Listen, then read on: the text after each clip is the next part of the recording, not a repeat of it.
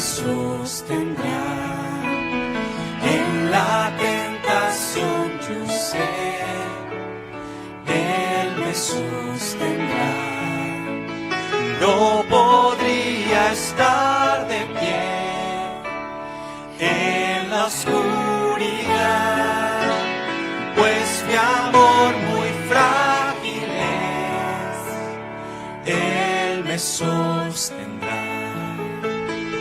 Él me sostendrá, Él me sostendrá, pues me ama el Salvador. Él me sostendrá.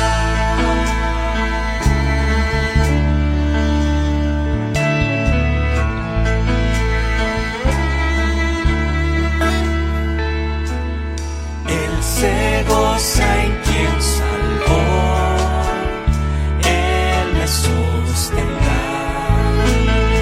Ante el precioso sol, Él me sostendrá. Sus promesas fieles son, mi alma guardará.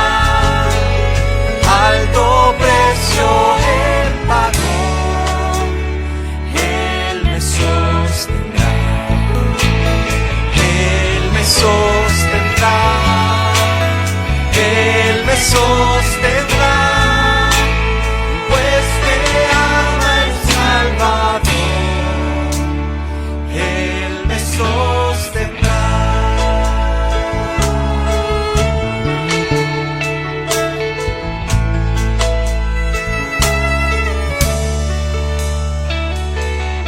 Él sufrió y por mí murió, Él me sostendrá.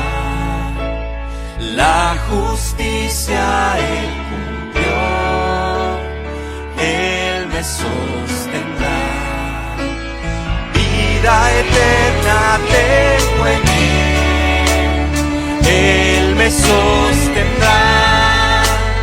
Hasta que le pueda ver, Él regresará. Él me sostendrá. Él me sostendrá, pues me ama el Salvador. Él me sostendrá. Él me sostendrá. Él me sostendrá, pues me ama el Salvador. Él me sostendrá.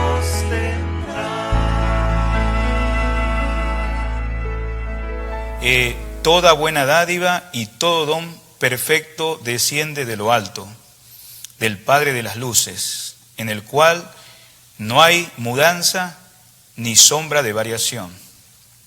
Él de su voluntad nos hizo nacer por la palabra de verdad, para que seamos primicias de sus criaturas. Por esto, mis amados hermanos, todo hombre sea pronto para oír, tardo para hablar, tardo para airarse, porque la ira del hombre no obra la justicia de Dios. Por lo cual, desechando toda inmundicia y abundancia de malicia, recibid con mansedumbre la palabra implantada, la cual puede salvar vuestras almas. Pero sed hacedores de la palabra y no tan solamente oidores, engañándoos a vosotros mismos. Porque si alguno es oidor de la palabra, pero no hacedor de ella, este es semejante al hombre que considera en un espejo su rostro natural, porque él se considera a sí mismo y se va, y luego olvida cómo era.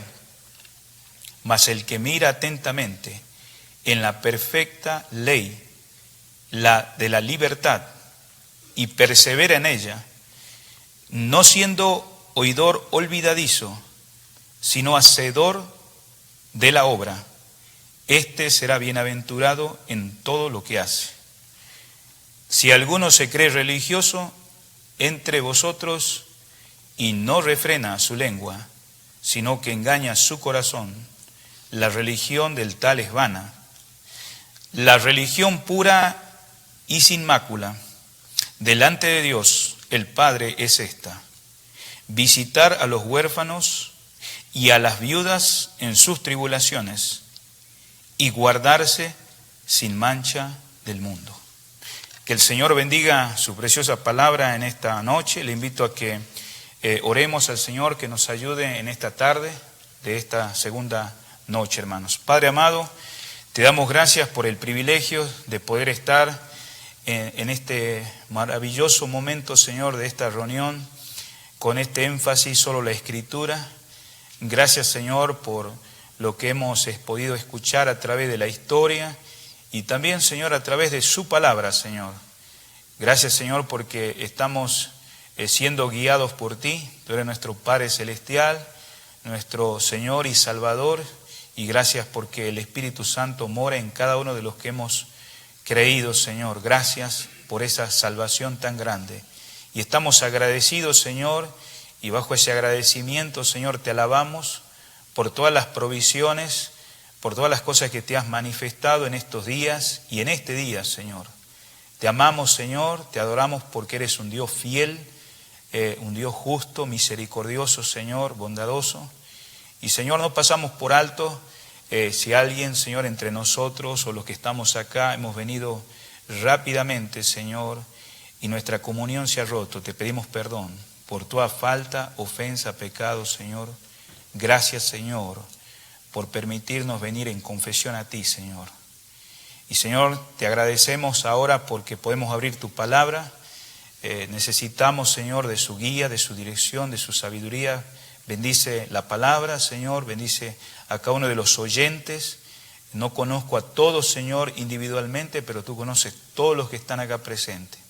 Si hubiera alguien entre nosotros, Señor, que todavía no tiene claro, Señor, el Evangelio, que usted se manifieste, Señor, a través de su palabra, Señor, y de su Espíritu Santo obrando en los corazones, para que el Señor pueda ser regenerado, pueda haber una nueva creación, Señor. Gracias una vez más. Edifica, Señor, a sus santos, a sus hijos, Señor, en estas reuniones especiales. Y una vez más, Señor, gracias también por el pastor Franco, su familia, que nos ha concedido el privilegio de estar en estas reuniones. Bendice a la familia pastoral en esta iglesia y los hermanos que le han servido, Señor, por amor a su nombre. Señor, te amamos y ayúdanos en esta noche a poder expresar tu palabra, Señor, como sabiendo que tú eres el autor, Señor, y solamente somos instrumento en tus manos, y que usted sea glorificado. Te pedimos todo esto humildemente en el nombre maravilloso, bendito del Señor Jesús. Amén. Muy bien, hermanos, estamos acá frente a este pasaje, y bueno, sabemos que algunos hemos leído este pasaje, la carta de Santiago. Sabemos que el escritor, digamos, Santiago, también es conocido como Jacobo, ¿no? Y también tenemos que considerar que el escritor es aquel medio hermano del Señor Jesús, ¿no? Aunque en su carta él no trata de presentarse de esa manera, sino que usted nota algo, dice siervo de Dios. Gracias a Dios por esa humildad. Y también en algún momento del ministerio del Señor nosotros hemos mirado en los evangelios que al principio sus hermanos y sus hermanas se escandalizaban, no habían creído, ¿no?, en el ministerio del Señor, pero más adelante, hermanos, muchos de ellos vinieron a los pies de Él. No tenemos que confundir, porque yo sé que algunos pensamos que Santiago es uno de los apóstoles acá, pero sí fue considerado al principio por la iglesia como uno de los apóstoles, pero sin embargo hay un nombre que en este caso, como dijimos, es Santiago. También hay un Jacobo en la lista de los 12 apóstoles. Entonces sabemos que son hijos de Zebedeo. Entonces con esto tenemos que considerar, cuando estudiamos la palabra de Dios y el énfasis de solo escritura, es que nosotros cuando vamos al libro de Hechos, miramos al principio de los 11 apóstoles que quedaron, sabiendo que Judas fue alguien que él se quitó la vida, ya no continuó, y vemos la elección de Matías y se completan los 12 apóstoles, pero más adelante miramos que entre esos 11 apóstoles, ahora incluyendo a Matías como el número 12, está mencionado Jacobo. Entonces, sin embargo, en una conversación, su mamá le pidió al Señor, quiero que uno de mis hijos esté a la derecha y el otro a la izquierda. A veces no sabemos las peticiones que pedimos en el momento, sin saber el precio, que más adelante en el capítulo 12 del libro de Hechos, Herodes mata a Jacobo. Es interesante cuando uno estudia porque vuelve a aparecer Jacobo en el capítulo 15. Y cuando miramos en el capítulo 15, no es el mismo Jacobo que murió en el capítulo 12, sino que en el capítulo 15 es Santiago, el escritor que estamos en esta noche leyendo. Y eso tenemos que clarificar. Y justamente, hermanos, cuando leemos la carta de Gálatas ahí en el capítulo 1, cuando empieza a compartir la conversión, Saulo de Tarso, que es conocido como el apóstol Pablo, vemos claramente que él había ido a Jerusalén y no había encontrado a ninguno de los apóstoles y menciona, digamos, solamente miré al hermano del Señor, hablando de Santiago.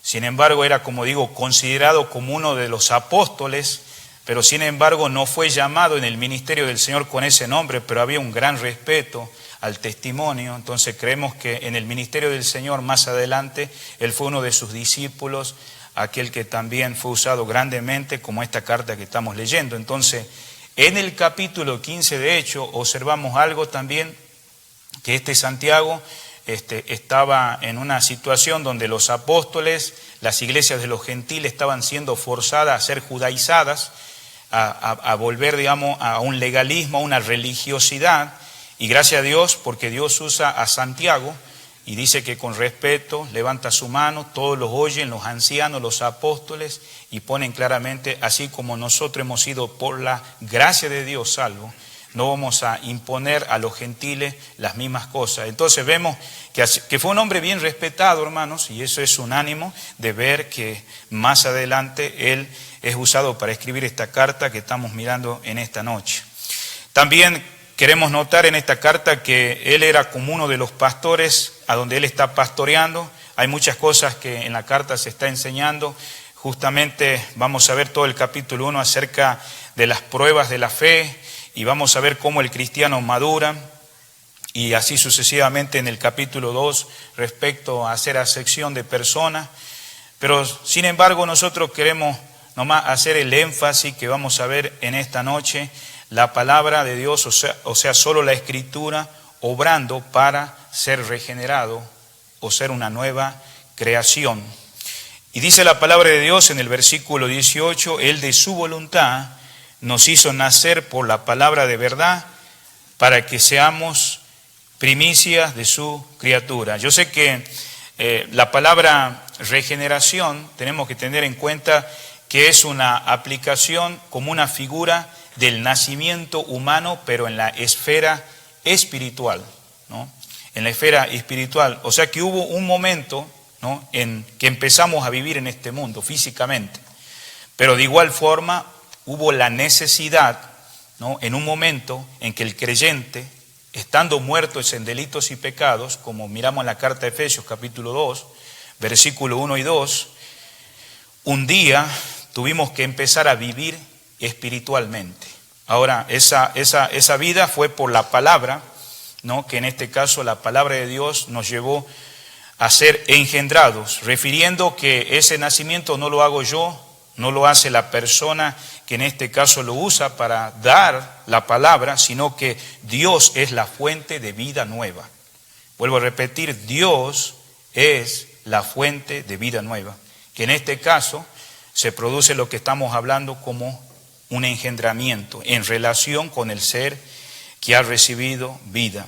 Y por eso en San Juan capítulo 1, versículo 12, mas a todos los que le recibieron, a los que creen en su nombre, les dio potestad de ser hechos hijos de Dios. Y en el siguiente versículo dice, los cuales no son engendrados de sangre, ni de voluntad de carne, ni de voluntad de varón, sino de Dios. Entonces, es algo muy frecuente en los escritos del apóstol Juan y aún de los escritores que se traduce a menudo esta expresión nacer o nacido de nuevo, y que podemos verlo también ahí en San Juan capítulo 1, versículo 12, como acabamos de leer. Primera de Juan también, capítulo 2, versículo 29, le animo a que usted anote estos versículos. Primera de Juan, capítulo 3, versículo 9. Primera de Juan, capítulo 4, versículo 7. Y Primera de Juan, capítulo 5, versículo 1. Entonces, volviendo, digamos, al pasaje que estamos mirando acá, del versículo 18, sabemos que esta carta va dirigido a creyentes, no va dirigido a personas inconversas. Sin embargo, estas personas no siempre fueron creyentes, pero un día, como vemos en el versículo 18, dice, Él, de su voluntad, nos hizo nacer por la palabra. Entonces, aquí vemos algo muy importante, y es que es algo divino, hermanos, en primer lugar.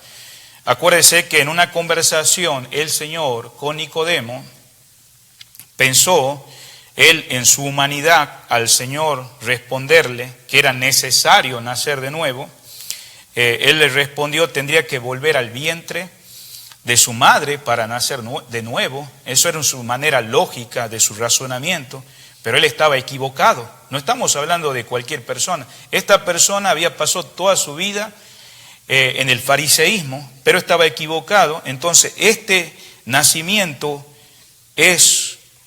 no es humano, este nacimiento es de arriba. Es obra de Dios. No es una obra que nosotros la producimos. Así como no podemos engendrar nuestro nacimiento humano, tampoco podemos engendrar nuestro nacimiento espiritual. Entonces, cuando depositamos, en este caso, nuestra fe en Cristo, es Dios quien hace el milagro. Y por eso, en el contexto, hermanos, del versículo 18, aclara, digamos, la bondad de Dios. Por eso dice claramente el escritor, toda buena dádiva y todo don perfecto desciende de lo alto. Tenemos que mirar alrededor y ver cuán bueno ha sido Dios con nosotros y aún con esta humanidad.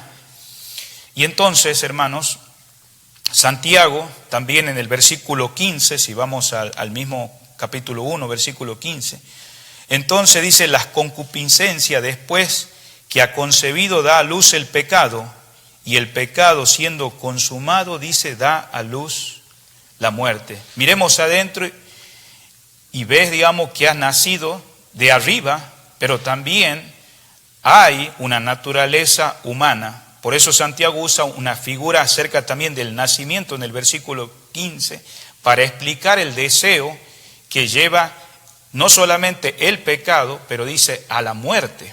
Estamos en el versículo 15. Y por eso podemos ver la importancia de la simiente de Dios. Ahí en el versículo 18, Él de su voluntad nos hizo nacer por la palabra de verdad. Vamos a ir por favor a Primera de Juan capítulo 3, versículo 9. La palabra de Dios nos dice así, todo aquel que es nacido de Dios no practica el pecado, porque la simiente de Dios permanece en él y no puede pecar, porque es nacido de Dios. Entonces, dijimos en primer lugar, en este caso para tener una naturaleza divina, o sea, ser regenerado, tener un nuevo nacimiento, es algo divino. Y acabamos de mirar la conversación de Nicodemo, y vemos acá, ¿de dónde es esto? La simiente de Dios. Hace referencia a la vida y a la naturaleza divina del creyente. Y notemos las características de este nacimiento. Entonces estamos diciendo, en primer lugar, es divino. Por eso dice, Él de su voluntad, en Santiago 1:18, nos hizo nacer por la palabra de verdad. Es obra de Dios. En segundo lugar, es por gracia. En el mismo versículo vemos acá, no es algo que hayamos ganado o que lo merezcamos. Dice él, es de su voluntad. No es tu voluntad, no es la voluntad de alguien, sino es de Dios. Dios nos da el nacimiento espiritual de su propia gracia y voluntad. Y en el mismo versículo aclara los cuales, ¿no? Poniendo San Juan 1:13, que hace un momentito mencionamos, los cuales no son engendrados de sangre. O sea, ¿qué es ser engendrado de sangre? Es la descendencia humana. Sabemos que, aunque nosotros decimos cuáles son nuestros padres, podemos mencionar a nuestros padres, a nuestros abuelos, pero nuestros primeros padres fueron Adán y Eva. Y entonces dentro de esa descendencia hemos sido, como dice, las cuales no son engendrados de sangre, de descendencia humana, ni de voluntad de carne. Esto se refiere al esfuerzo humano, ¿no? Pero también dice, ni de voluntad de varón, tampoco de ayuda humana. Ahora termina diciendo el versículo 13, sino de Dios. Ninguno puede nacer de nuevo por medio de sus familiares, aún por sus esfuerzos, y aún si estás viniendo a esta congregación y has hecho de este ambiente una religión, el nuevo nacimiento es obra exclusiva de Dios. Entonces miramos que en primer lugar, para poder tener esta naturaleza divina que Santiago nos dice en el versículo 18, es divina. En segundo lugar es por gracia, pero también en tercer lugar vemos acá en el mismo versículo que nos dice acá es por la palabra de verdad. Estamos hablando de la Escritura. Es por medio de la palabra de Dios. Así como el nacimiento humano requiere dos progenitores, así también el nacimiento espiritual. Y en este caso, en primer lugar, necesitamos la palabra de Dios. Y en segundo lugar, el Espíritu de Dios. Por eso claramente San Juan 3:6 dice, lo que es nacido de la carne, carne es. Y lo que es nacido del Espíritu, Espíritu es. Esa fue la conversación que lo iba llevando a Nicodemo y que él estaba tratando de razonar en su propia lógica humana. Sin embargo, vemos que esto es divino, es por gracia, y estamos viendo que es por medio de la palabra de Dios, donde para que como hay dos progenitores, así también necesitamos la intervención de la palabra de Dios y el Espíritu Santo. Entonces, en 1 de Pedro 1:23, entrando todavía más profundamente a lo que Santiago nos dice, que nos hizo nacer por la palabra de verdad, ahí en 1 de Pedro 1:23 dice claramente, si nosotros llegamos a estos versículos, ahí dice, siendo renacidos, no de simiente corruptible, sino de incorruptible, por la palabra de Dios, que vive y permanece para siempre. Entonces vemos acá que el Espíritu de Dios usa la palabra de Dios para producir milagro de nuevo nacimiento. ¿Y por qué sucede esto? Porque la palabra esta no es como cualquier libro, no es como un periódico, no es como un libro bestseller, no. Hebreos 4:12 clarifica que la palabra de Dios es viva y eficaz. Es viva y eficaz y puede crear vida en el corazón de cualquier pecador que confía en Cristo. Y esa vida viene de Dios. Entonces estamos mirando en primer lugar, según el versículo 18, hablando de que es de su voluntad, es divino, es por gracia, vemos que es por medio de la palabra de Dios. Y por eso finaliza en el mismo versículo, dice, para que seamos primicias de sus criaturas. ¿A qué énfasis está haciendo eso? En cuarto lugar es, hermano, es el mejor nacimiento que puede existir y que Dios haya hecho. ¿Por qué? Porque la Biblia nos dice son las primicias de su criatura. ¿Por qué escribió Santiago a los creyentes judíos respecto a que la palabra es primicia? ¿Por qué termina así esa expresión primicia? ¿Y qué significa primicia? Si nosotros estudiamos la palabra primicia, hermano, significó mucho en este caso para los judíos en el Antiguo Testamento. La palabra primicia, hermanos, son los primeros frutos. Ese es el énfasis, hermanos. O sea, respecto, cuando los judíos del Antiguo Testamento escuchaban la palabra primicia, ellos comprendían que eran los primeros frutos.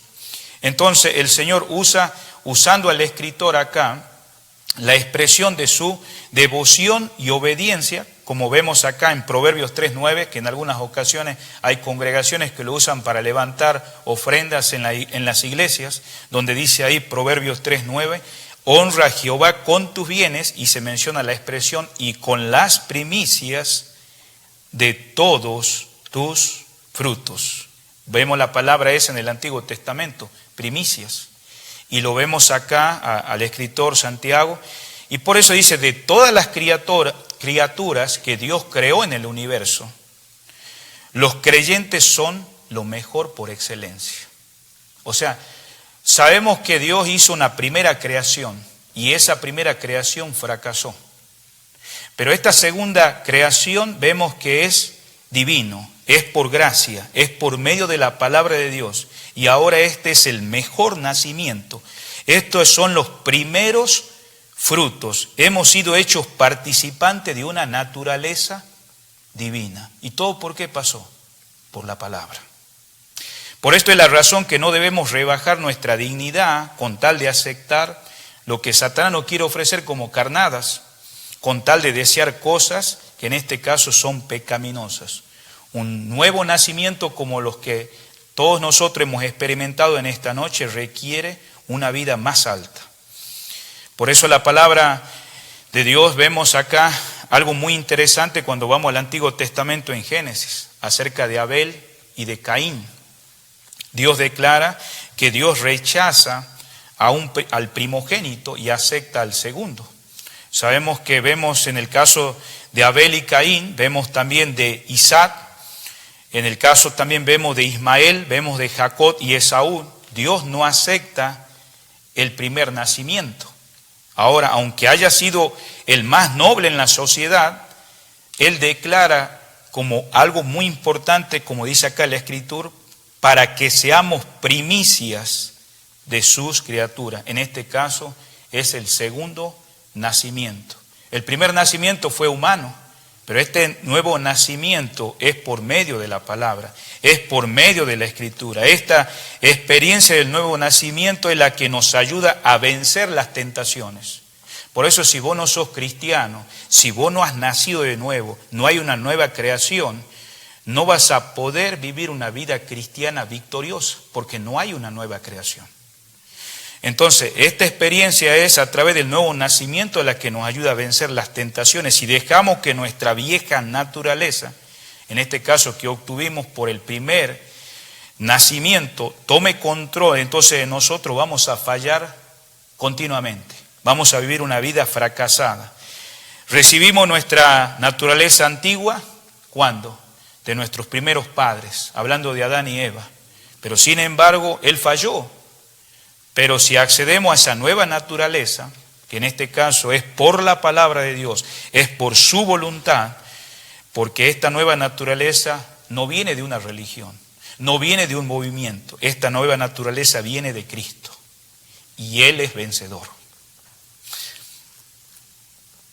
Dice que en una ocasión un niño en la escuela bíblica se acercó a preguntar a uno de sus maestros. Pero este niño de la escuela bíblica explicó después de que le preguntó a ese maestro este asunto en palabras sencillas. ¿Cómo comprendía, ¿no?, de tener dos naturalezas, ¿no?, una naturaleza humana y una nueva creación? Él dijo, 2 hombres viven en mi corazón. Estamos hablando de un niño. El viejo Adán y el Señor Jesucristo. Cuando la tentación toca a la puerta del corazón, alguien tiene que contestar. Si dejo que el viejo Adán conteste, entonces peco. Así que envió a Cristo a contestar y él siempre sale ganando. Qué sencillo, ¿verdad? A la mentalidad de un adolescente, de un niño, comprender la nueva creación. Por supuesto, hermano, que esta nueva naturaleza debe alimentarse con la palabra de Dios, solo la Escritura. O sea, no solamente el primer día, sino diariamente, para que podamos fortalecernos en la batalla. Así que el Espíritu Santo, vemos que acá usó la palabra de Dios para el nacimiento espiritual. Mateo capítulo 4, versículo 4, nuestro Señor Jesucristo fue llevado por el Espíritu Santo al desierto, ¿no? Y ahí vemos claramente algo que tal vez nosotros lo repetimos en ciertas ocasiones, pero dice ahí, no solo de pan vivirá el hombre, sino de toda palabra que sale de la boca de Dios. Entonces, no importa qué pretexto nosotros lleguemos a usar, pero no podemos culpar a otros por nuestro propio pecado. Sabemos que ahora hay una nueva creación. Nuestros deseos nos llevan ¿a dónde?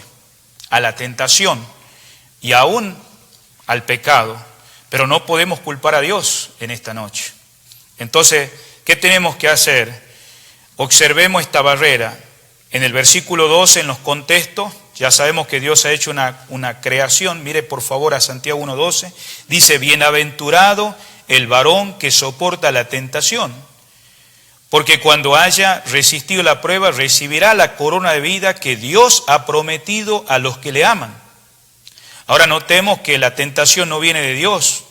Sabemos que Satanás tienta, sabemos que este mundo, sabemos que también nuestra naturaleza humana, pero no nos olvidemos que esta promesa para aquellos que hemos sido creados en Cristo, hemos sido regenerados, dice, cuando haya resistido la prueba, recibirá la corona de vida que Dios ha prometido, y note algo, a los que aman. Qué importante es amar al Señor con todo el corazón, alma y mente. Esas recompensas no van a venir solamente por resistir. Tenés que amar al Señor. Si rompemos la barrera, nos espera una tumba. En el versículo 15 nos dice entonces la concupiscencia, los pensamientos, después que ha concedido, da a luz el pecado, y el pecado siendo consumado, da a luz la muerte. ¿Cuál de los dos escogeremos? Y es donde ahora entramos continuamente, ya hay una nueva creación. Tenemos que meditar bien en que ahora ya somos una nueva creación. Es por su voluntad, es por su gracia, es por su palabra. Y ahora tenemos que crecer en la Escritura, en la palabra del Señor. ¿Qué va a pasar si no crecemos? Es donde Santiago nos quiere llevar a que no nos dejemos de engañar a nosotros mismos. Ahora entramos al versículo 19, dice, por esto mis amados hermanos, qué maravilloso el trato que tiene hacia los creyentes. ¿Por qué? Porque va una carta dirigida a los creyentes. Pone un énfasis, digamos, que podemos llegar a una autodesección personal. Y dice, engañando a vosotros mismos. Si vamos al versículo, por favor, 26, un poquito más abajo, dice acá, casi podríamos decir al final, pero dice el versículo 26, si alguno se cree religioso entre vosotros y no refrena su lengua, ahora viene esta coma, dice, sino que engaña, que dice, su corazón. Vemos otra vez la expresión similar, como en el versículo 22, también, pero sed hacedores de la palabra y no tan solamente oidores. Y ahora volvemos a escuchar otra expresión después de esta coma, dice, engañándoos a vosotros, ¿qué dice? Mismos. Entonces, es importante, digamos, tener en cuenta que podemos llegar al engaño, en este caso, si no estamos permaneciendo en la palabra. Y vamos a ver unos minutitos más. Si un creyente peca porque Satanás lo engaña, porque él es el que tienta, es una cosa, pero si él se engaña a sí mismo, es un asunto, en este caso, muy serio, personal. Por eso muchas personas en nuestros días se engañan a sí mismos al pensar que son salvas, cuando en realidad no lo son. No han nacido de nuevo, no han sido regenerados.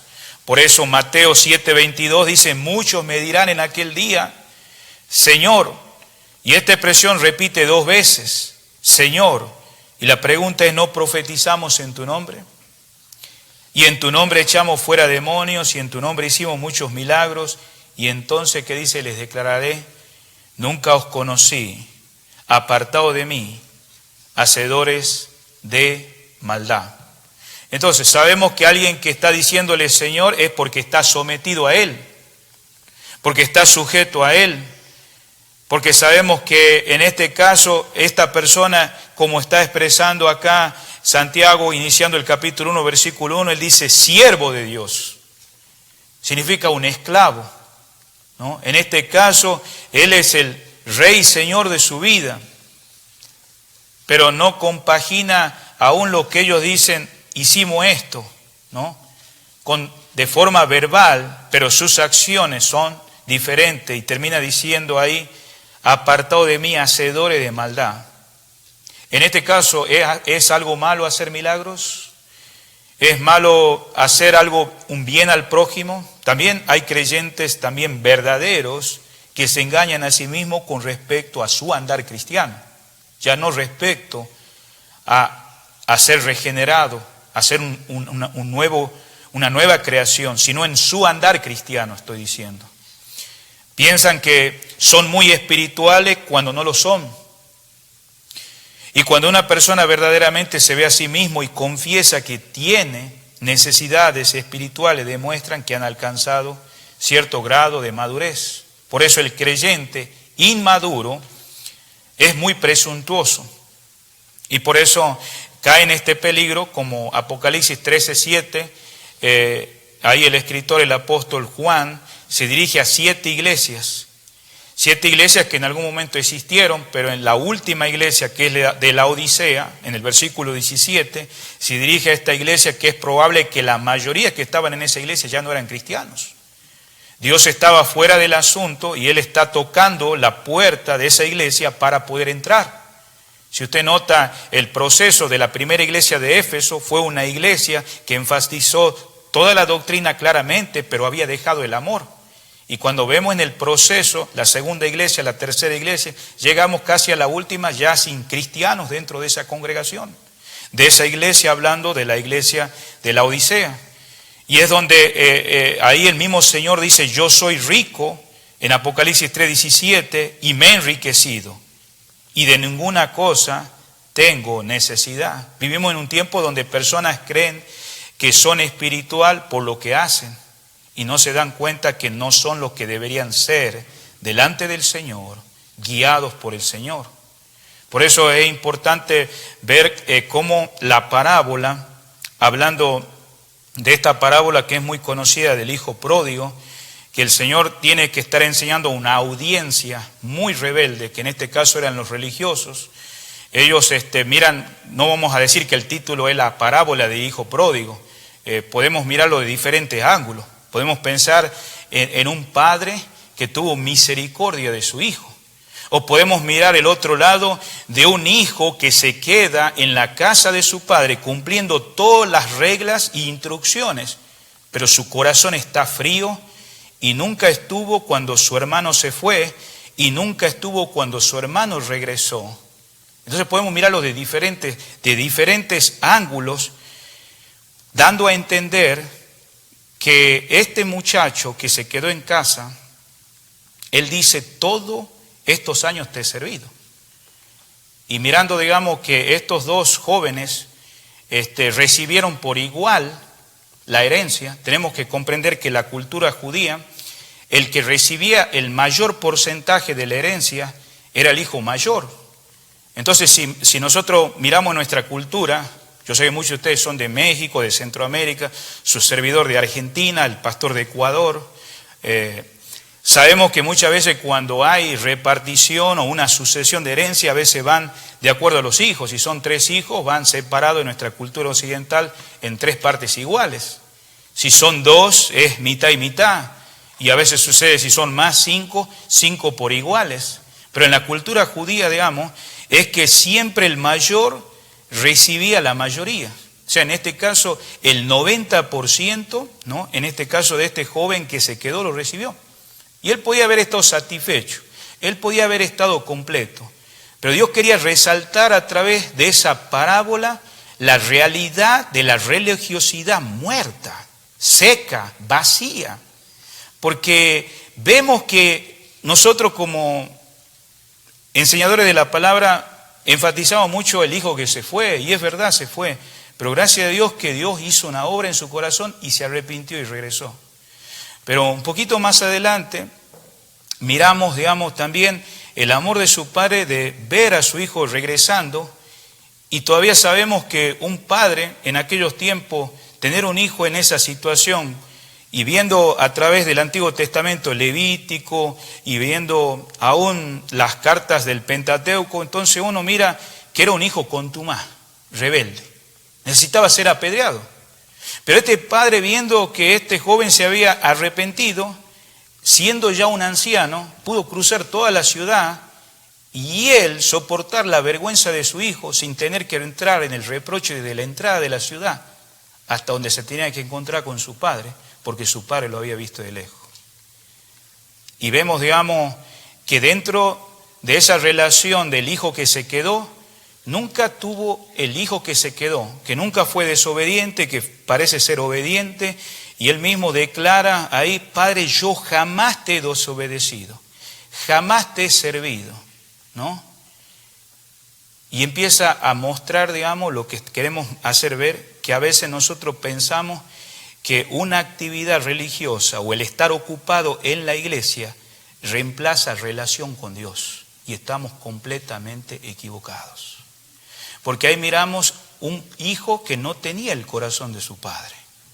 Por eso los hijos de Dios no tenemos el corazón, un corazón que tiene que ver con este mundo o con la naturaleza carnal de Adán. Tenemos una nueva creación. Y nosotros no producimos el amor, no producimos ese fruto del Espíritu, somos solamente canales. Él es la fuente y lo necesitamos diariamente. Y ver que este hijo está mostrando ese rechazo de no querer entrar ni de regocijarse y salir algo que tal vez toda su vida jamás te he desobedecido, te he servido. No podés ofrecer algo que no tenés. Vuelvo a repetir, no podés ofrecer algo que no tenés. Si no tenés al Señor, eres una persona seca, muerta en delitos y pecados, si no sos un cristiano. Pero también podés ver el otro lado, si has perdido tu comunión con el Señor a través de su palabra, solo la Escritura, entonces vamos a pensar que somos espirituales por el hecho no más solamente de asistir a la iglesia. Y podemos estar en la iglesia, sirviendo como una rutina, lejos de Dios. Queridos hermanos, necesitamos grandemente, hermanos, la riqueza del Señor. Por eso el Señor expresa a estas personas que en aquel día, muchos aquellos días se sorprenderán.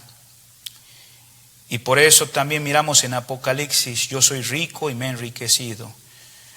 Una verdadera espiritualidad resulta de la correcta relación con Dios a través de su palabra. Solo la Escritura. La palabra de Dios es verdadera. San Juan 17:17, el apóstol Juan le recuerda en esa oración que el Señor hizo no solamente por los discípulos que estaban en esos momentos, sino por aquellos que iban a creer en el futuro, como muchos de ustedes que estamos en esta noche. Dice: santifícalos en tu verdad. Tu palabra es verdad. Y hermano, la verdad no es solamente, hermano, algo escrito, sino que es una persona. Y es el Señor. Y si tenemos una relación correcta con esa palabra, no seremos deshonestos ni tampoco hipócritas.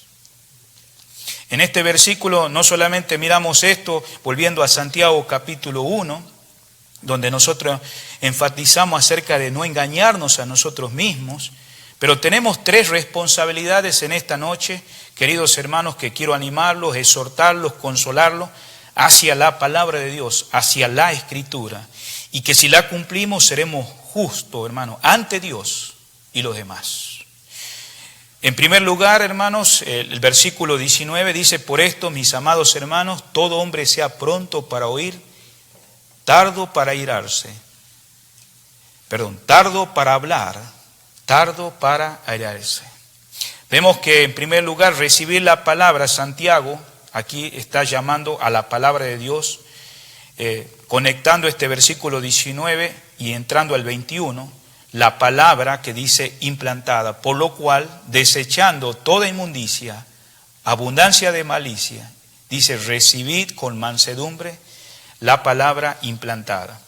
Ahora esta palabra tal vez nosotros la escuchamos o la hemos escuchado, la hemos leído en el pasado, yo la he leído muchas veces, pero tenemos que ver a qué se está refiriendo acerca de esta expresión que dice la palabra implantada.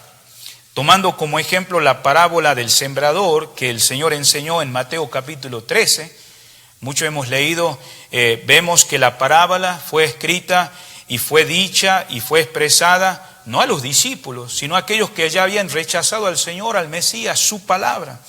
Pero vemos en el versículo 18 del mismo Mateo al versículo 23 que uno de sus discípulos le pregunta, ¿qué quisiste decir con esto? Y gracias a Dios por el amor del Señor, hermanos, ¿no? Porque sabemos, hermanos, que el Señor quiere enseñar a aquellos que quieren aprender. Eso es algo maravilloso, donde la palabra de Dios es comparada, en este caso, en estos versículos de Mateo 13, vemos en primer lugar que es comparada la palabra de Dios como semilla. Y justamente miramos acá la expresión, la palabra implantada. Vamos a llegar ahí un momento. En segundo lugar, vemos también la tierra, ahí en la parábola de Mateo 13, y vemos que el corazón humano, en este caso, es comparado como ilustración de la tierra.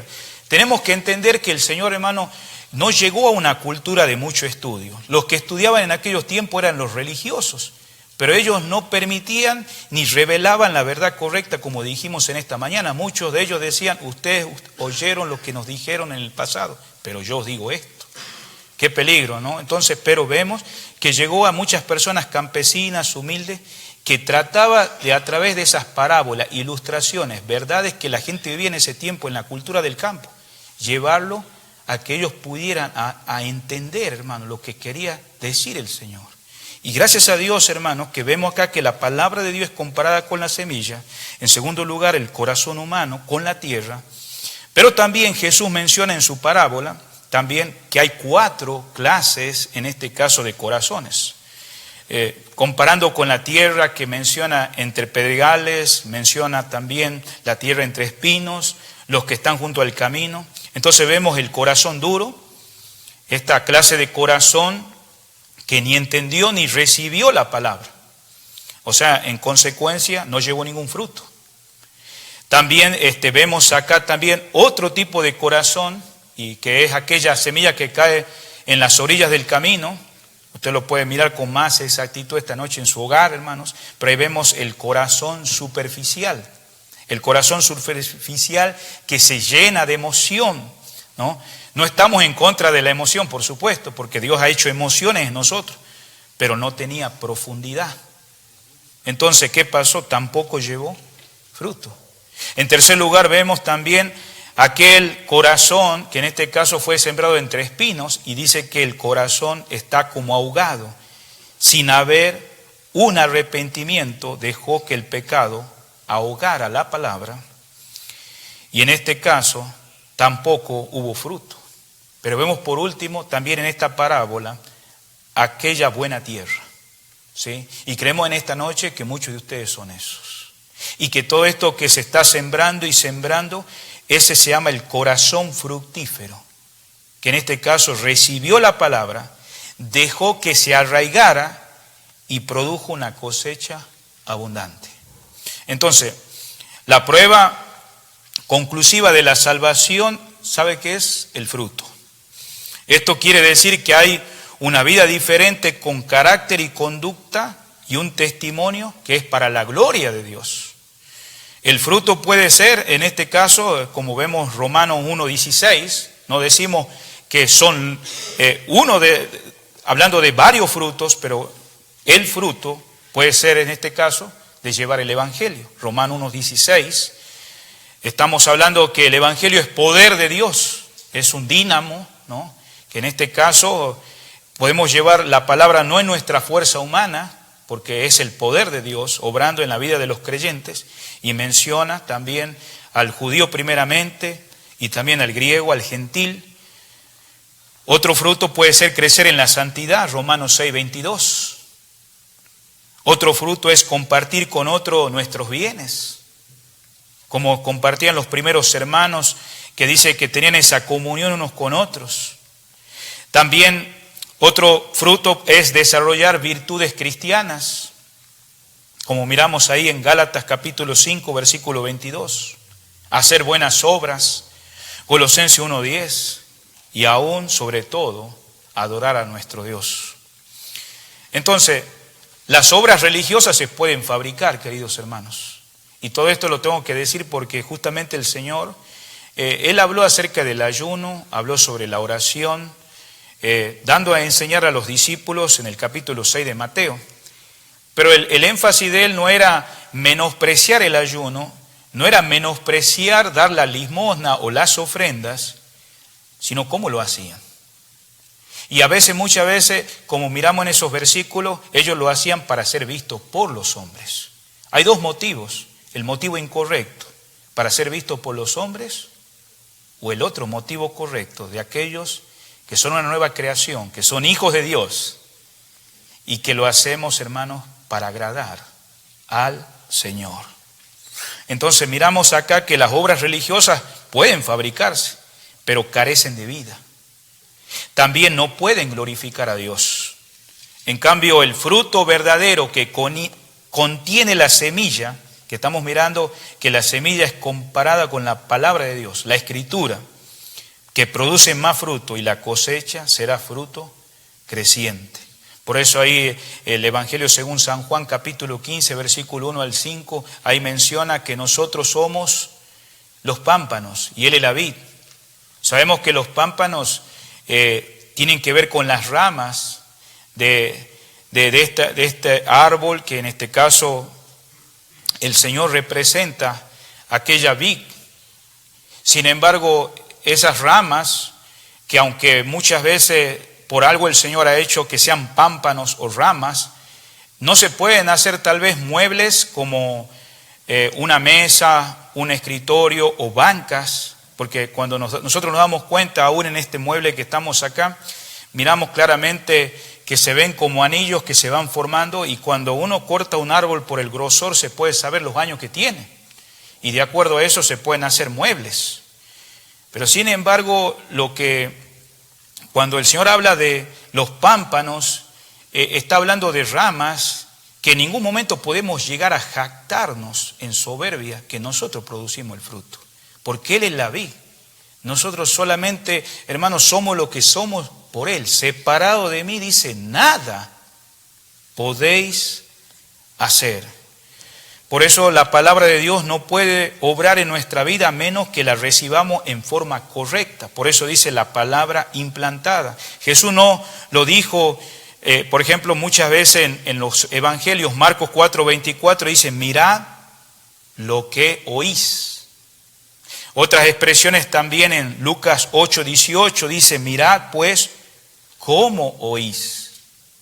Yo sé que muchas veces podemos nosotros mover nuestras cabezas, pero tenemos un corazón que estamos oyendo la palabra de Dios. Muchas personas se encuentran a veces en la triste condición de aquellos que viendo no ven y oyendo no ven ni entienden. Mateo 13:13 es la expresión que el Señor habla. Viendo no ven y oyendo no oyen ni entienden. Sabemos que tienen ojos humanos, tienen oídos humanos, pero no están entendiendo. Esas personas asisten a estudios bíblicos, asisten a conferencias, asisten a reuniones de iglesia, pero no crecen. Tienes que examinar tu cristianismo si no estás creciendo, porque la palabra de Dios produce frutos en la vida de los creyentes. La pregunta es en esta noche, ¿tiene la culpa los maestros? ¿Tiene la culpa el pastor de tu iglesia? ¿Tiene la culpa, digamos, los evangelistas? Tal vez, pero puede ser la culpa también del que escucha. ¿Cómo estamos oyendo? Es posible que podamos estar en la situación de los hebreos, en el capítulo 5:11, que dice, se han hecho tardos, que dice, para oír. ¿Debido a qué? A la decadencia espiritual. Por eso vemos aquí claramente la palabra implantada. Y esta palabra implantada da como el ejemplo, en este caso, de esa semilla que fue sembrada y empieza a dar fruto. Se forma, por supuesto, la planta, da ese fruto. Pero sin embargo, con el tiempo se empiezan a formar ramas alrededor, se empiezan a formar hierbas que en este caso son necesarias ser sacadas. Y entonces esa palabra implantada tiene que ver también que se pueda quitar todo aquello que está mencionando en el versículo que estamos leyendo, por lo cual desechando toda inmundicia y abundancia de malicia, recibí con mansedumbre la palabra implantada. Entonces, si la semilla de la palabra ha de ser implantada en nuestro corazón, entonces debemos seguir algunas instrucciones que Santiago ahora nos quiere dar. Por eso en la primera parte del versículo 19 dice que debemos ser prontos ¿para qué? Para oír. Hemos mencionado que el Señor en muchas ocasiones ha dicho, el que tiene oídos para oír, oiga. Y Él estaba hablando a una comunidad de personas que todos tenían oídos. ¿Por qué lo dijo el Señor? Porque sabemos que hay un oído en nuestros corazones. Mateo 13:9. También el Señor dijo en Romanos 10:17, así que la fe es por el oír. Y el oír la palabra de Dios. De manera que el siervo está presto para oír la voz de su amo y la madre para oír aún el más leve gemido de un bebé, que a veces podemos estar conversando con alguien y dice, estoy oyendo a mi bebé. Así el creyente debe estar listo para oír lo que Dios quiere enseñarle personalmente. Hay una preciosa ilustración de esta verdad. Y usted la puede leer en el incidente que pasó con el rey David, ahí en 2 de Samuel capítulo 23. Ahí lo animo a que usted lo lea esta noche. Desde el versículo 14 al 17, sabemos que David se había ocultado de los filisteos y que habían tomado la ciudad de Belén. El deseo era un poco de ¿qué? De agua fría en ese pozo de Belén. Sabemos que él tenía valientes alrededor. Y en ese pozo él había visitado varias veces, y aún desde su juventud. Y él hizo una expresión ahí en 2 de Samuel 23:15. Dice, ¿quién me diera beber del agua del pozo de Belén que está junto a la puerta? Inmediatamente, no fue un grito, no fue algo que hizo de una manera escandalosa, pero algo tal vez como una expresión, ¿no? Y ahí había muchos presentes, pero 3 de sus valientes escucharon el deseo del rey y pusieron en peligro su vida con tal de traer esas aguas que deseaba. Y ellos eran pronto en este caso, como dice la expresión, para oír. En esta noche podemos preguntarnos cómo estamos nosotros en nuestras vidas personales. ¿Estamos prontos para oír? Estas son las instrucciones en cuanto a la semilla que ha de ser implantada en nuestros corazones. En segundo lugar, también el mismo versículo de Santiago 1:19 dice, tardos para hablar, tardos para hablar. Tenemos 2 oídos, es correcto, ¿no? Izquierda, derecha, una boca, y lo que debemos recordar o recordarnos es escuchar más. Y hablar, en este caso, como nos recomienda el escritor, menos. Muchas veces, por ejemplo, nosotros nos ponemos a argumentar con la palabra de Dios. Esto no me parece, y cuando menos deberíamos estar argumentando con la palabra de Dios y prestar atención con nuestro corazón. Y por eso Proverbios 10:19 habla justamente acerca de esto de nuestros labios. El que refrena su labio es prudente. Por eso es tardo para hablar en el versículo 19. Proverbios 17:27, otro versículo dice, el que ahorra sus palabras tiene sabiduría. El doctor de la ley, en lugar de haber sido tardo para hablar, quiso discutir con Jesucristo cuando él empezó a hablar en Lucas 10. Después de explicarle todo, le dijo, ¿quién es mi prójimo? Él había preguntado acerca de, maestro, ¿cuál es el gran mandamiento? Y le dijo, amarás a tu Dios, y le dijo, amarás a tu prójimo como a ti mismo. En la iglesia primitiva también, hermanos, los servicios, las reuniones al principio, cuando se comenzó, no eran tan formales, pero frecuentemente los presentes discutían a veces con los predicadores. Y es por eso la razón, el énfasis de Santiago de ser, en este caso, tardo para airarse, tardo para hablar. Había muchas guerras, había muchos pleitos en aquellos tiempos en el cual escribió Santiago. Mire capítulo 4, versículo 1. ¿De dónde vienen las guerras? Es una pregunta. Y los pleitos entre vosotros. Una pregunta más, dice, ¿no es de vuestras pasiones las cuales combaten en vuestros, que dice, miembros? Por eso vemos en el versículo 19 que debemos ser, en tercer lugar, tardo para airarse, para que la palabra de Dios sea implantada. No debemos airarnos contra Dios, no debemos airarnos contra su palabra, hermano, que es solo la Escritura. Por eso, Proverbios 14, 29, si nosotros somos una nueva creación, el que tarda en airarse es de gran entendimiento. Mas el que es impaciente de espíritu enaltece la necedad. Se recuerda, digamos, el encuentro que el rey David también tuvo con el profeta Natán, le refirió a el rey de una manera que en la cual él le dijo acerca del robo de la única corderita. Sabemos que había pasado no mucho tiempo el pecado entre Betsabé y David.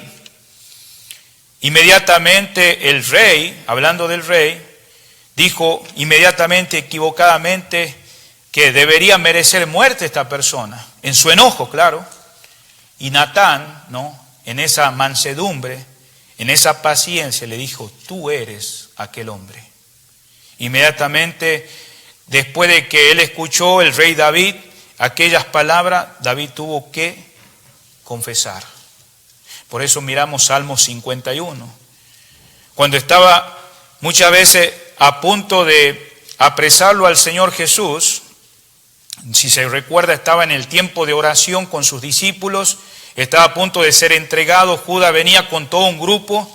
Inmediatamente después de terminar la oración, los que hemos profundizado esa parte, vemos que el apóstol Pedro, saliendo de una reunión espiritual, agarra un cuchillo, ¿no?, y le corta la oreja de aquel siervo que servía al sacerdote. Su intención, claro, no era, digamos, cortarle la oreja en sí, digamos, cortarle completamente la cabeza. Sin embargo, Pedro fue, en este caso, en esos momentos presa de esa ira, pero después Pedro fue tardo para la ira, pero en esos momentos fue tardo para oír cuando aconteció eso. Inmediatamente pronto para actuar, pronto para airarse, que vemos que casi mata a ese hombre. Por eso Efesios 4:26, existe una ira contra el pecado que Dios aprueba. Dice, airaos, pero dice, pero no pequéis. Si amamos al Señor, debemos aborrecer el pecado. Salmo 97:10. Por eso vemos acá que la ira del hombre no produce la justicia de Dios, queridos hermanos. De hecho, la ira es todo lo opuesto a aquella paciencia, hermanos, que Dios desea producir en nuestras vidas, al irnos creciendo, hermanos, como hijos de Dios. Vemos también, hermanos, que en el versículo 21 de Santiago 1, vemos que debemos estar listos para ser cultivados después de todas estas recomendaciones, en la cual puede salvar vuestras almas. Listo, hermanos, para ser cultivados. Debemos cultivar esa relación con Dios a través de la Escritura. Santiago pensó que el corazón humano es como un jardín, como dijimos hace un momentito. Y yo creo que algunos que son acá jardineros se van a identificar con esto. Si se deja solo, la tierra con el tiempo producirá maleza. Él nos insta, en este caso, a arrancar esa maleza. Por eso estamos mirando el versículo 21. Pero también a preparar la tierra para que pueda ser implantada la palabra de Dios. Y por eso dice la frase, abundancia ¿de qué? De malicia. Y esta palabra, ¿qué está encerrando, hermano? Da la idea de un jardín lleno de maleza. Esa es la idea que está dando el escritor. Y que no puede ser controlado. Es inútil tratar de recibir la palabra de Dios en un corazón que no está preparado. Usted dirá, hermano Arjona, ¿cómo nosotros debemos prepararnos? Bueno, ¿cómo podemos entonces preparar este suelo, esta tierra en nuestros corazones para recibir la palabra de Dios? Primero debemos confesar nuestros pecados y pedir a Dios que nos perdone. Hoy en día es un tema muy, no digo acá en esta iglesia, pero en muchos lugares que no se toma el asunto de la confesión. Pero debe ser una realidad la vida del cristiano en confesión. Por eso, hermanos, estamos viendo acá en 1 de Juan 1:9, algo que el apóstol Juan sabe, que nuestra relación con Dios no se rompe, pero sí nuestra comunión. Y ahí en 1 de Juan, capítulo 1, versículo 9 dice, si confesamos nuestro pecado, y aquí estamos mirando lo que es Dios, hermano, en su persona, en su carácter. Él es fiel, es justo para perdonar nuestros pecados. Pero ¿sabe cuál es la condición si confesamos? No tenemos que estar siendo expuestos ante un tribunal con todas las evidencias, hermano. Dios es omnisciente, es omnipresente, y a Él le agrada que nosotros le confesemos. Y es donde viene lo que dice, para perdonar nuestros pecados y limpiarnos de toda maldad. Debemos meditar, hermano, en la gracia y el amor de Dios y pedirle al Señor que quite toda dureza de nuestro corazón. Por eso en Jeremías capítulo 4, versículo 3 dice, harad campo para vosotros y no sembréis entre espinos. Por eso dice la palabra implantada. La humildad es lo opuesto a la ira, queridos hermanos. Por eso dice, la ira de Dios no obra la justicia. Por eso en el versículo 19 y 20 estamos viendo ahí, porque la ira del hombre no obra la justicia de Dios. Y vemos otra palabra, no solamente el asunto de la ira, finalmente debemos mantener una actitud también de mansedumbre. En el versículo 21 no solamente se menciona la inmundicia, no solamente se menciona la malicia, pero dice recibid con mansedumbre. La humildad, como dijimos, es lo opuesto a la ira. Y por eso en los dos versículos 19 y 20 se está mencionando cuando se recibe la palabra, en este caso nosotros o su servidor ante Dios, se debe tomar la palabra o solo la escritura con humildad. Y se acepta y no se discute. Y se recibe como lo que es la palabra de Dios. No se debe tratar de torcerla para que se ajuste a nuestra conveniencia. Ten cuidado. Si no recibimos la palabra implantada, entonces ahora sí entramos al engaño. Nos engañamos a nosotros mismos. Por eso los creyentes a quienes les gusta discutir de varios puntos de vista, pueden estar engañándose a sí mismos. Examínate en esta noche. Piensa en los debates. A veces los debates promueven crecimiento espiritual cuando en verdad solo están cultivando maleza. Vamos acercando al final, mire el versículo por favor 22. Pero sed hacedores de la palabra y no tan solo oidores, engañando a vosotros mismos.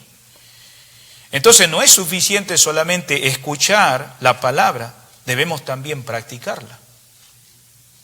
Muchas personas tienen el concepto erróneo de que el escuchar un buen sermón, un buen estudio bíblico, una buena predicación, les hará crecer y obtener las bendiciones de Dios. No es, hermano, el escuchar, sino el hacer lo que trae bendición. Muchos hay de los que marcan sus Biblias, y no estamos en contra de que marques tu Biblia. Sin embargo, marcamos la Biblia. Sabemos que es bueno para poder mantener una lista de cosas que el Señor nos habla, pero sus Biblias no les marcan a ellos. Entonces, si uno piensa que es muy espiritual solo porque escucha la palabra de Dios, pero no está siendo hacedor, se está engañando a sí mismo. ¿En qué lugar estás en esta noche? Por eso el párrafo anterior, Santiago compara la palabra, como dijimos, con la semilla. Pero esta también la compara ahora siguiendo no al contexto, sino a los versículos que vienen. Compara ahora con un espejo. Hay dos referencias bíblicas en las que se usa esta misma ilustración, en la cual se pone junto y se descubre tres ministerios de la palabra de Dios. En primer lugar, lo que sucede, digamos, respecto al espejo es un examen. Mire el versículo, por favor, 23. Porque si alguno es oidor de la palabra, pero no es hacedor de ella, este es semejante al hombre que considera en un espejo su rostro natural. Y esta es la razón primordial por tener un espejo. Claro que yo sé que muchas veces tal vez tardamos más de lo debido, pero es para poderse ver a sí mismo lo que somos y lograr arreglar aquellas cosas que necesitan ser arregladas lo más pronto posible. Al mirarnos en el espejo ahora de la palabra de Dios, ya saliendo de esa ilustración, nos vemos tal como somos. Entonces, ¿qué está queriendo decir Santiago acá? Santiago menciona algunas equivocaciones de las personas que se ven en el espejo divino. No es cualquier espejo ahora, es un espejo divino. En primer lugar, esas personas solo echan un vistazo. Si usted se da cuenta, se miran y pronto se van. ¿Qué quiere decir esto? Que no están examinando cuidadosamente la palabra de Dios, solo la Escritura. Muchos creyentes sinceros leen un capítulo de la Biblia diariamente. Y hermanos, las recomendaciones que dimos en esta mañana es para ser hacedores. Pero solo a veces puede convertirse en un rito religioso que no le hará ningún beneficio. ¿Por qué? Porque sus conciencias le acusarán si no tuvieran su lectura diaria, cuando en realidad deberían acusar por haber leído la palabra descuidadamente. Creo que debemos estar más preocupados que Dios no esté hablando porque realmente no estamos descuidando la palabra de Dios. Por ejemplo, una lectura superficial de la Biblia no puede revelarnos nuestras necesidades, hermanos. Pero en el mismo contraste es como una foto instantánea y una radiografía. La instantánea solamente muestra lo superficial, pero cuando vas a la radiografía muestra la profundidad. Por eso la segunda equivocación que está mencionando acá, que se olvidan de lo que ven. Si usted va conmigo al versículo 24, porque el que se considera a sí mismo y se va, y luego olvida cómo era. Si se fija atentamente, hermano, en lo profundo de su corazón, nunca olvidarían lo que ven, si realmente lo miran con bastante atención. Pero también nosotros tenemos la tendencia a sonreír ante las experiencias que en este caso son extremistas, de los creyentes de los días de estos grandes avivamientos que aún se mencionó hoy en la historia, pero tal vez deberíamos experimentar algo con una verdadera contrición, hermano, del Espíritu de Dios. Por ejemplo, Juan Wesley, uno de los que realmente fue usado grandemente en el movimiento metodista, escribió acerca de un servicio de predicación. Él decía esto: una persona delante de mí cayó como muerto, y luego otra, y una tercera, y después 5 más se desmayaron en media hora. La mayoría se encontraban en plena agonía. Y ese es un diario que le había escrito Wesley el 22 de junio de 1739. Estaban sucediendo, antes que nosotros cataloguemos a estas personas, posiblemente uno diría, bueno, estaban psicológicamente enfermas. Recordemos cómo grandes hombres de la Biblia reaccionaron ante el reconocimiento de su condición. No podemos limitar al Señor, hermanos, lo que Dios puede hacer en estas conferencias bíblicas, hermanos. Pero dice Isaías, hermanos, en capítulo 6, versículo 5, a su llamado frente a Dios, le dijo: ay de mí, que soy muerto. ¿Con quién estaba? Frente a un Dios, hermano, santo, eterno. Aún el apóstol Pedro en Lucas 5, 8, después de estar en el lago Genesaret, después de haber visto nada menos todas esas personas que estaban a la orilla de la playa, escuchando al Maestro, al Señor, y después aún escuchar la invitación y gente le oía de buena gana y se amontonaban. Pero llegó el momento de Pedro, que después que toda la gente se fue, que viendo que toda la noche había pescado y que toda la noche no había visto resultado en la experiencia de un pescador, y se encuentra con el pescador de pescadores, un Dios todopoderoso, que le dice: ¿sabes qué? Ahora te pediría que en estos momentos ponga la red hacia tu derecha. Y él todavía discutiendo con el pescador de pescadores. nuestro Señor, nuestro Dios omnisciente, omnipotente. Y bueno, Él forzosamente, todavía sin haber sido regenerado, sin haber nacido, está bien, en tu palabra lo haré. Y Él había oído los mensajes de nuestro Señor, pero cae después de ver la manifestación de un Dios santo.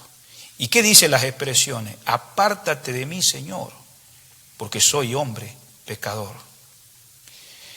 En Job 42:6, hermanos, después de pasar esa gran prueba, decía él: por tanto me aborrezco y me arrepiento en polvo y ceniza. A veces también, hermanos, la tercera equivocación en cuanto a desobedecer las órdenes de la palabra, hay quienes que piensan que al escuchar es lo mismo que hacer. Y eso no es así, hermano, en verdad. A algunos creyentes les gusta sustituir el leer por hacer, o también hablar por hacer. A veces nos gusta organizar tantas cosas, hermanos, en nuestras vidas, en nuestras actividades cristianas, y aún para crecer en la iglesia. Y pensamos que estamos progresando. Pareciera que todo está a flote, que todo está bien, aunque no hay nada de malo en lo que estamos mencionando. Aún hacer actividades y organizaciones no son incorrectos si reemplazan, a pesar de eso, si hemos de usar de provecho el espejo de Dios, como dice acá el versículo 25, más el que mira atentamente a la perfecta ley de la libertad. Un mero o no solamente un simple vistazo, hermano, al espejo no es suficiente.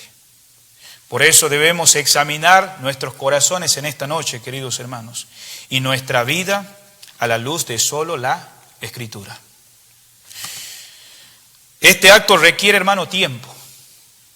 En segundo lugar, requiere cuidado y requiere una sincera entrega. 5 minutos a solas con Dios no basta para un examen espiritual.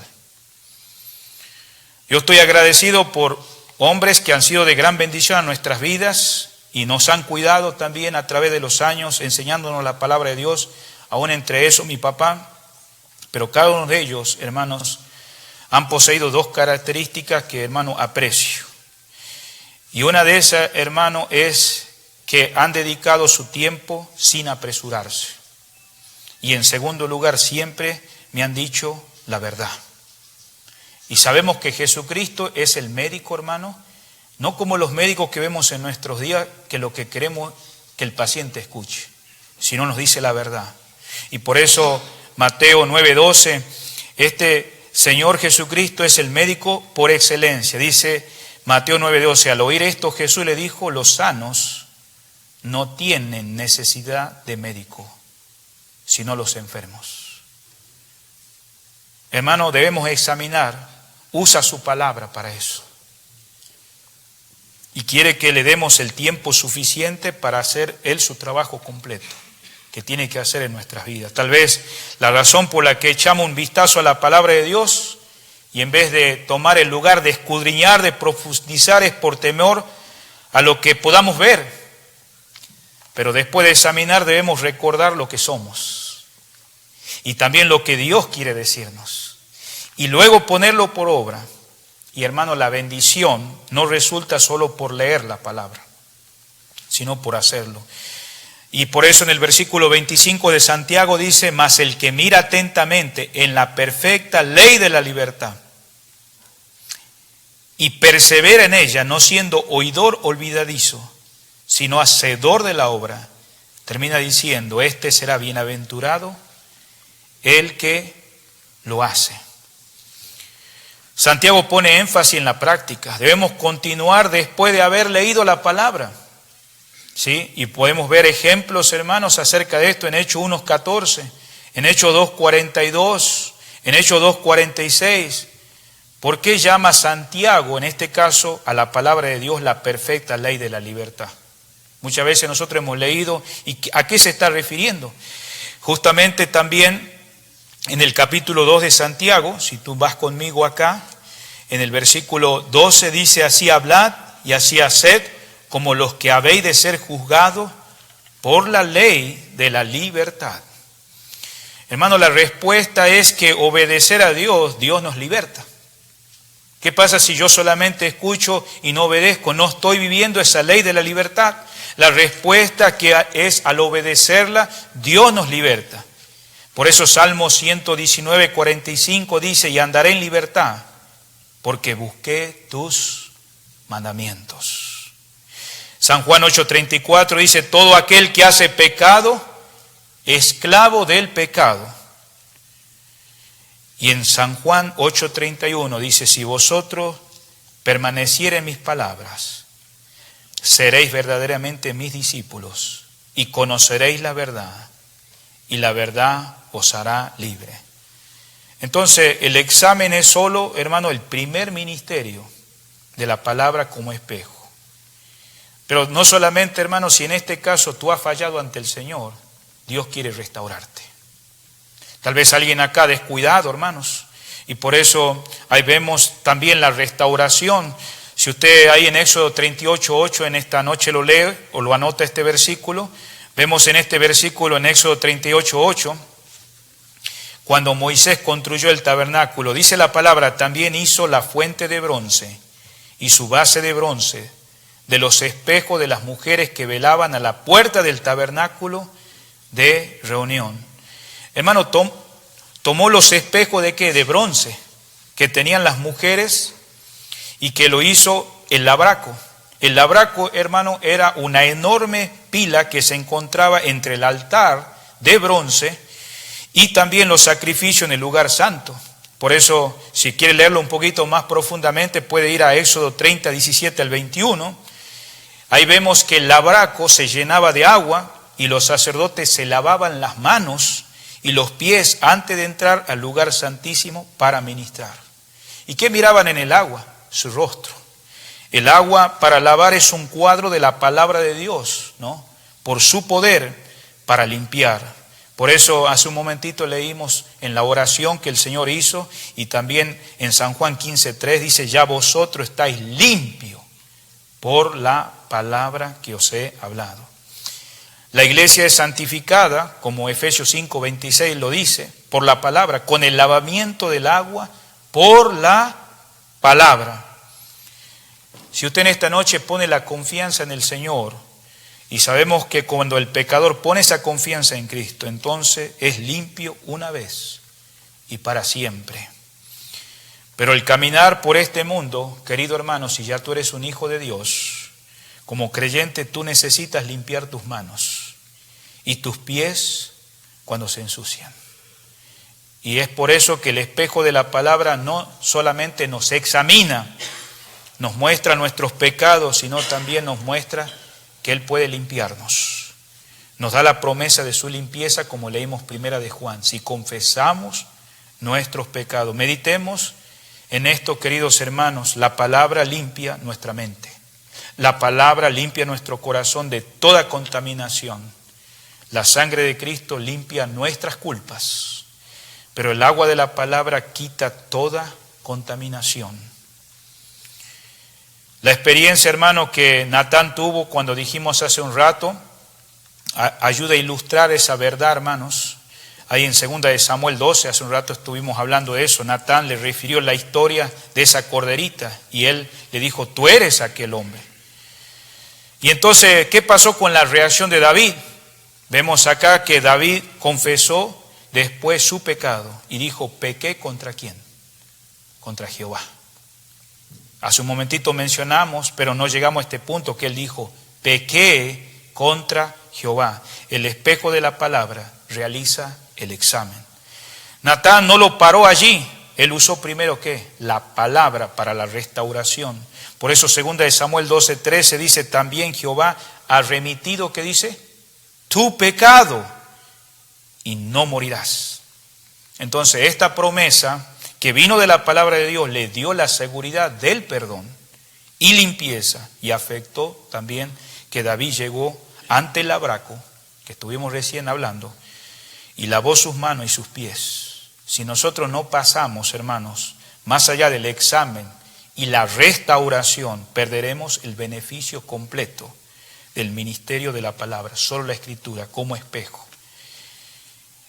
Y por último, hermanos, en esta noche quiero finalizar que la palabra de Dios, cuando somos restaurados, somos transformados. Y es por eso, hermanos, que termina el escritor para no engañarse respecto a tener una religión. Después de que Dios nos restaura, quiere cambiarnos. ¿Para qué? Para que tú y yo crezcamos en gracia y no volver a cometer el mismo pecado. Muchos creyentes hay que quienes confiesan su pecado, piden perdón al Señor, pero no crecen espiritualmente para poder vencer la carne y el pecado. ¿Y a qué se debe eso? En el libro de 2 de Corintios, capítulo 3, se encuentra la exposición del ministerio entre el Antiguo Testamento y vemos lo que pasó, hermano, en la gracia en el Nuevo Testamento. Vemos ahí claramente, hermano, la ilustración que aún el apóstol Pablo hace acerca de la verdad. Ahí mencionando Éxodo 34, del 29 al 35, menciona del velo, ¿no?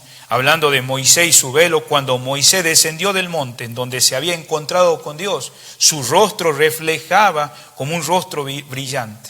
¿Y qué hizo él? Ponerse un velo. Él no quiso que los judíos lo miraran, lo contemplaran, pudieran estar mirando. Sin embargo, ese fulgor iba desapareciendo, así que cubrió, en este caso, con un velo. Pero sabemos que cuando él retornó al monte, volvió a quitarse, ¿qué? El velo. ¿De quién estamos hablando? De Moisés.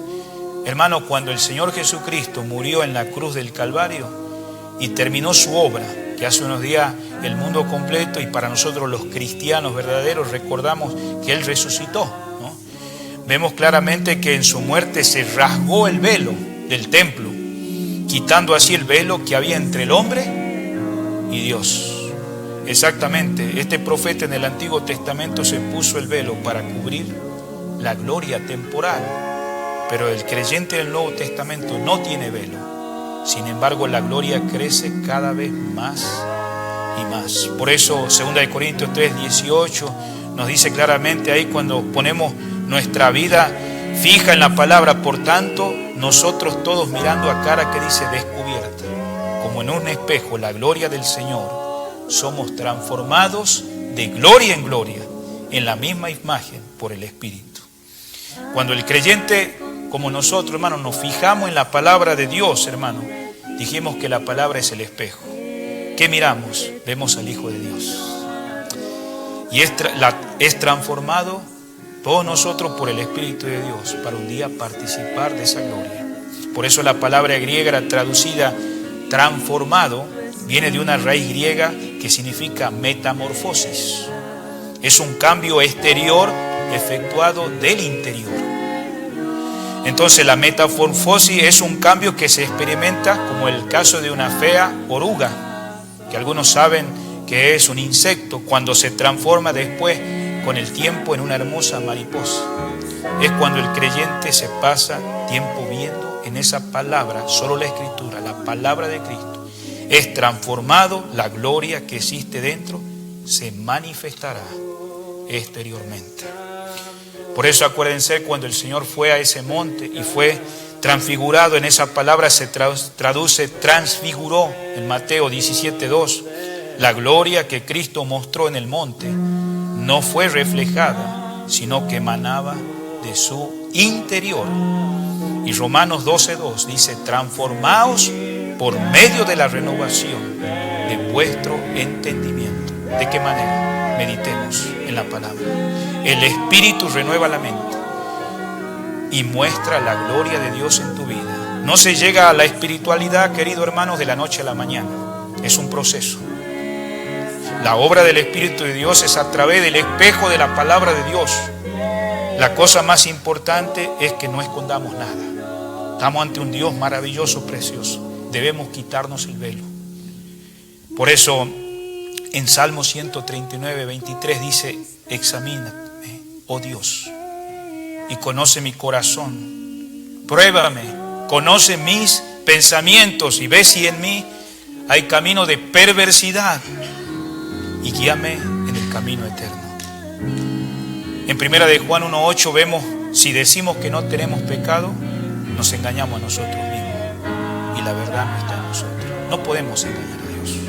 Nuestra primera responsabilidad es recibir la palabra y enseguida ponerla por obra. De otra manera, nos estamos engañando a nosotros mismos. Llegamos, hermanos, a pensar en esta importancia en esta noche. Y Dios está transformando nuestras vidas.